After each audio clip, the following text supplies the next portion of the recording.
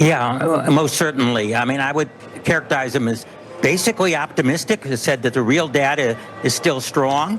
He wasn't alarmed. He said he saw the sentiment drops in the consumer sentiment and some business sentiment, but didn't say that always translates into slower economic activity. But as you said, remains very flexible to move on either side. And I mean, that's sort of an optimal combination. I also think that he was pretty clear that the Fed would not react to the tariffs if they brought about price rises, which he thought would be temporary.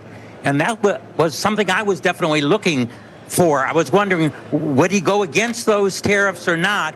He seemed to imply that he would not go against those tariffs unless it sort of caught on to inflationary expectations or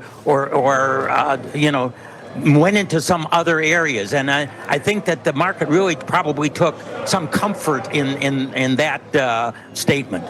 And just to be clear, the dot plot, the summary of economic projections, did imply core PCE inflation going up by the end of this year to 2.8%. It had been 2.5%, and yet collectively the median was still for 2 rate cuts. So there's some tolerance of higher inflation implied there. And in fact, he did say he thought that tariffs perhaps were built into that projection to some degree. Although he, as I mentioned earlier, he said, look, the Trump administration's got a lot going on with policy changes in play for immigration, trade, regulation, and of course fiscal spending and taxation, and they're going to have to sum up the net effect of all that before deciding what it means for policy, Professor.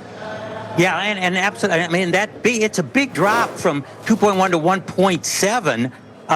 It's the biggest drop that we've had in a 3-month period in Fed forecast for growth since the pandemic.